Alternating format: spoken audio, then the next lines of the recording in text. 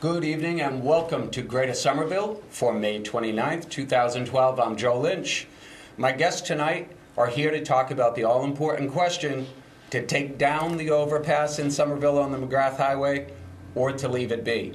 Representing the Livable Streets organization, an advocacy group for better public transit, better walking conditions, and bicycling, are Stephen Nutter and Tom Bertulis. It is my pleasure to welcome both of them to the show, and I gave you the primer of what I was going to say. So I take responsibility for this, all right? All right. All right. Whatever comes out of you guys' mouths, you're going to take responsibility. We're going to get right to it. The McCarthy Overpass on the McGrath Highway system was built in 1951. It's rusting away, and it's costing the taxpayers an estimated $10 to $15 million to fix. And that won't be the end of it, folks. Some say that we'll be patching the thing for the next 20 to 30 years, and sooner or later we'll have to stop kicking the can down the road, and we'll either have to completely demolish it or to rebuild a new one. My statement. How's that? That's perfect. You liked it, didn't you, Stephen? I loved it. So both of you folks are part of the Livable Streets organization, and thank you very much for coming in tonight. Thank you for having us. Thanks. We'll give kudos to our friend Ellen Reisner from STEP, Somerville Transportation Equity Partnership. Ellen knows how to get on this show. She's been on the show a couple of times before. So, Stephen, why don't we'll start with you, and we'll talk a little bit about the Livable Streets organization, what its mission is, and why you're involved with taking down this monstrosity they call the McGrath Overpass. Certainly. The Livable Streets Alliance our slogan is that we are rethinking urban transportation. We began in 2006, and we primarily focus on the connections between walking, biking, driving, and having livable streets for people to have for their children and to go to work and to go to shopping and to go to school and all the things that you need to do in the public sphere. That's what Livable Streets tries to look at. And correct me if I'm wrong, it mainly focuses on the urban environments. Generally, yes. Yeah. Generally, yes. Where we've taken, since the advent of the automobile and it became the preferred method of transportation, we've taken more and more of our land, more and more public safety. We take it kind of as a second thought, and the car became king. Exactly. So these highways went up, these roadways went in, and we didn't really give much thought to what it was doing to the urban fabric of life. Exactly. I mean, I should join Livable Streets. I should be part of this organization. I think you should be our spokesperson. There you go. There you go. But we're going to talk a little bit more about your mission later in the show. Okay. But the purpose of tonight's show is there is a movement afoot that while our elevated systems within the urban environment, most of them are 50 to 60 to 70 years old at this point. And we're going to talk a little bit about from where you're from, the Casey Overpass. Casey Overpass in Jamaica. And Jamaica Plain is coming down. The state finally figured it out that it wasn't worth patching that thing anymore. But we're going to talk about why is it important for the city of Somerville and its residents, and you told me the mayor tweeted, take it down. He did. He tweeted today. Why is it important for us to stop spending money on that overpass and take it down and reconnect the city neighborhoods that are involved? So yeah, well, the biggest reason is that McGrath is a redundant highway. It has I-93 built just a short distance away, and McGrath was really kind of that first generation of urban highways that went through, and it's the way it's designed is actually very unsafe, and what it does to the surrounding environment or the surrounding neighborhoods just makes it a really horrible place to live and to work. The other really big reason is that there is basically a third of the residents of the city of Somerville are cut off from access to the rest of Somerville. All the other places of employment, to go to local shopping. It's really our own little Berlin Wall. we have Assembly Square coming online, East Somerville with an enormous population of children in that neighborhood. Two of our largest schools are on the other side of this thing. Yeah. Our commercial districts, like Union Square and the corridors along Somerville Ave and Washington Street, and perhaps the biggest bonanza of all is the Inner Belt and the Brick Bottom area, where our transit stations are scheduled to be installed, and where we have enormous swaths of land ready for redevelopment. And what that McGrath overpass and that McGrath-O'Brien highway system does is to cut off that 1/3 of the city from anything else.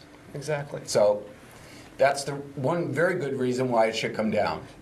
Yeah, I mean, just trying to imagine, living next to a highway. There's houses that are along that, that are full of families, and just trying to make your way day to day across the highway. At one point in the highway, there's actually 9 lanes of traffic in various levels. That's just a massive barrier, and impossible to cut across. So, of course, it's going to beg the question, all right, you guys came up with this brilliant idea, let's take it down. Let's take it down. How much is it going to cost? Well, it's interesting. Right now, Casey Overpass in Jamaica Plain is coming down. That project, actually the length of the Casey Overpass is similar to the length of McGrath Highway. Our elevated portion. Yeah, the McCarthy Overpass. The state is estimating that to take down the Casey Overpass is about $10 million to take down. So I can't really, I'm not a financial person on what cost estimates would be, but I would just assume that, similar structure, similar age, similar length, it would be probably in that range to just remove the overpass itself. And the state does have plans to patch the thing. They've already plugged in some money to start patching it at about $11 to $13 million already. They do, and that's through the Accelerated Bridge Program, which the state has been nationally recognized for in its work. You can probably do it better than I can. Explain to the folks at home what that Accelerated Bridge Program is. We're familiar with it here in the city because we saw it happen on 93. Yeah. In some of our bridges on 93 and the Medford, I think there were 2 bridges there. Yeah. The Accelerated Bridge Program came about after the 2007 Minneapolis interstate bridge collapse. The bridge collapse out there, yeah. And which was just a really tragic episode to happen, and just something that happens almost instantly. I think what they did to the nation was to say, we have all of this infrastructure that we've been building since the 1950s and 60s, with no way to really pay for the maintenance of that going forward. And much of it is elevated, and so whenever there's an elevated highway, it has all these incurred maintenance costs that a surface street just doesn't have. After the bridge fell down in Minneapolis, the state took a step back and said, we really need to look at every single bridge we have in the whole Commonwealth. And so they did that. They did a whole inventory. They figured out different cost estimates, which ones needed the work the most, which ones needed maybe just a little bit of repairs, and then scheduled them all out and went out and sought bond money for them. And so the repairs that are due to happen on the McCarthy Overpass the money is coming from that Accelerated Bridge Program fund. Okay. It's also the same place where the money's coming from for Casey Overpass. For the Casey Overpass, yeah. They're using, instead of repairing the Casey Overpass, they're using those funds to actually take down the overpass. Let's go to the engineer for a minute. You thought I forgot you, didn't you? We're going to go to the engineer, and it frightens people who live in the urban environment when you start talking about that, because we have visions of the big dig in our head. You live in Jamaica Plain. That's correct. The Casey Overpass is right there at the Forest Hill Station. Any viewers at home that have ever driven out that way understand what that thing is. Yeah. Excuse me. And Stephen's right. I mean, it's about the length of what we're talking about here. When they begin to take that down, it's not like one day they appear with the cranes. Yeah. There's a whole planning and engineering plan that has to go in place. Try to allay the fears of people if you were to start the plan tomorrow to take it down, you have to start with a traffic plan, an alternative Absolutely. traffic plan. So how does that Absolutely. happen from an engineer standpoint? Well, what's interesting is that anytime the traffic is concentrated, there's two ways to distribute the traffic. You can either stack it, or you can distribute it on a grid. And the Casey overpass is going to be slightly different than the one current plan for the McGrath Highway. The Casey overpass is probably, the current plan is for a 6-lane road through there.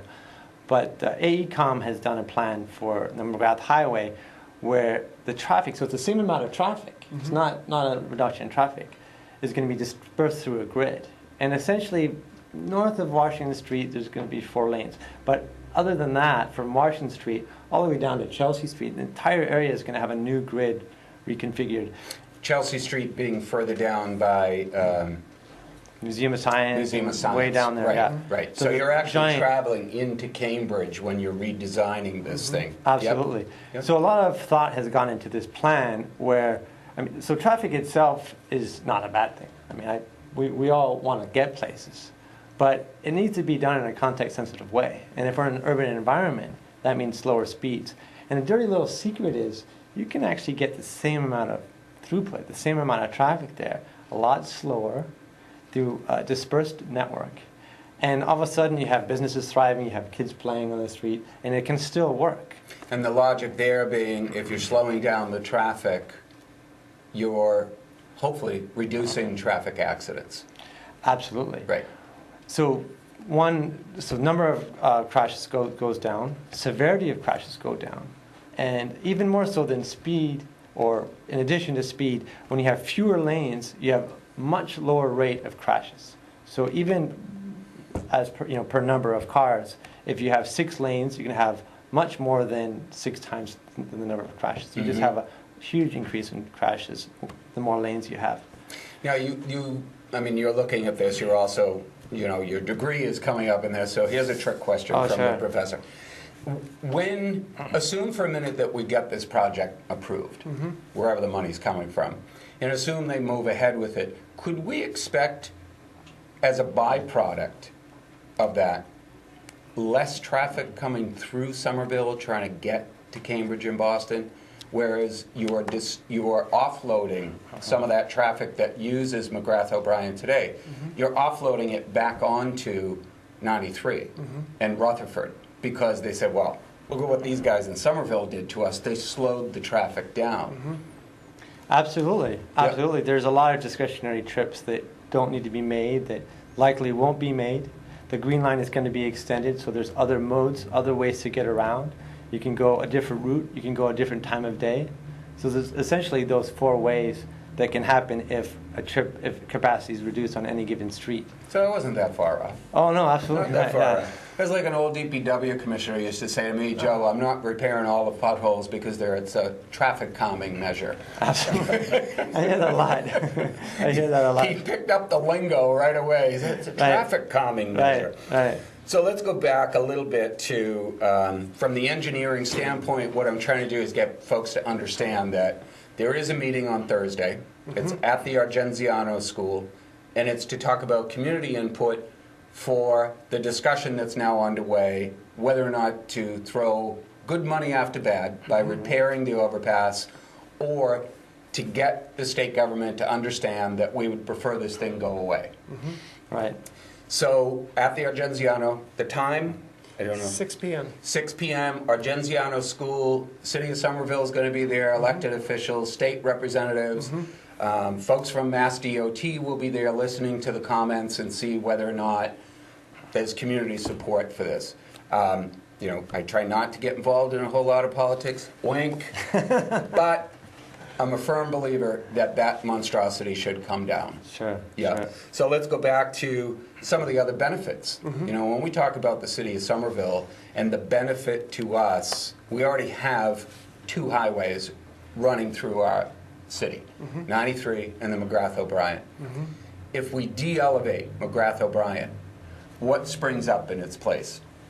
I think there's 2 things to look at there. The first one is the city of Somerville is really trying to expand its commercial tax base. This is one of the reasons that the Assembly Square project is underway. And this is something that we really need in the city, to fund all the things that the city has to have, like, really good schools, so you have to have money for that. All the burden right now is on the residential population, the tax burden. Almost 70% of the revenues that the city takes in are from the residential tax base, not Yes, the commercial. not the right? commercial. If McGrath is removed, and the beginnings of that is for the McCarthy overpass to go away. If McGrath is removed and turned back into a collection of a network of city streets, what you have is you have the opportunity to have a lot more, you have the opportunity to create a new commercial district. More basically. developable land, hopefully. Completely, Yep. there's so much land available in the inner belt, and also right along McGrath itself. It's a lot of parking lots. It's a lot of large footprint buildings. Those could be reused in a way that would really help out the city as far as tax base and making mixed use commercial residential environments that are walkable, tree-lined streets, places for children to play. I think that it's pretty easy to see that when there's a highway running through a dense urban environment like Somerville, it's the densest city in the state, with the densest in New England. It really kind of destroys everything around it for several blocks. It becomes known for its highway. It becomes known for its Right. highway. Businesses don't want to move there. People, they're not a place of a neighborhood. They're a place of passing through. Yeah, we have, there's a number of movements underway in the city. I mean, there's a number of bicycle advocates, walking advocates, better transportation, safer public transportation. One thing that caught my eye, we have an alderman who's down in Ward 1, down in the eastern part of the city, who wants to produce a city-produced video on explaining to folks how to cross that highway. And here's his logic, and I totally agree with Bill Roach, because you have one of the largest parks in our system, Foss Park, that sits right beside the highway. Yet, I would venture to say, and somebody can correct me, vast majority of the children who use Foss Park are coming from the other side of the highway. They're coming from the eastern section of the city, trying to cross a highway. That makes no sense. So I think Bill might be a little bit more realistic than folks who talk about removing an elevated highway. He's saying, I can't wait for you guys. I got to teach these kids how to cross the highway safely. Right. So, I mean, that's a byproduct of having a highway in your city. Sure, It sure. is, and it really is just something that should not be there. Yeah. And it shouldn't be that hard to cross the road to get to a park that's used by children every single day. Yep. Yep. We have an enormous amount of development coming into the city. Assembly Square, the mayor is now talking about the 135 acres that encompass the inner belt and Brick Bottom, wants to reconnect a rezoned Union Square in anticipation of the Green Line coming through. The pockets that are further west are all being developed. In my neighborhood alone, there's 199 units going into Maxwell's Green. So we see what's happening in the city. The advocacy group Livable Streets is saying, my words again, Stephen. All right. You cannot sustain the way that you're living today if you are redeveloping all this stuff in the future, because you're heading for the abyss with the amount of traffic that would be coming through this city. Assembly, inner belt, all that stuff. So advocating for better ways for people to walk around the city, bike around the city, public transportation. That's basically what Livable Streets is saying. Yeah, Yeah. we're trying to say that everyone should have the choice of what transportation method they're going to use. Right now, because of the way that the city is laid out, it's some people can, especially for a lot of people, people who can't get around as easily, their only method is through an automobile, which is Private transportation. which is a really important component of our transportation system. Sure. But everyone should not be forced to into that. We've been doing a really wonderful job in the past few years about getting bike lanes in. Union Square just got this great new bike lane that I've used myself. It works quite well, and just connecting neighborhoods together, connecting local shopping, connecting places of employment to we have these great neighborhoods that are so compact, which makes them very very walkable. Sure. But it's kind of difficult to get between them or through them. Well, it's the safety aspect. It's the safety It's aspect. totally the safety aspect. So let's. I'm going to ask you to help me with something. Okay. I finished up a special. Watch this. He's going to come. All right. I finished up a special a couple of weeks ago, and it was talking about bike safety Yeah. and bike enforcement. Uh-huh. And the bicycle community, the advocates, Yeah. were appalled Uh-huh. that the city was now ticketing people who broke the law Okay. while bicycling. Uh-huh.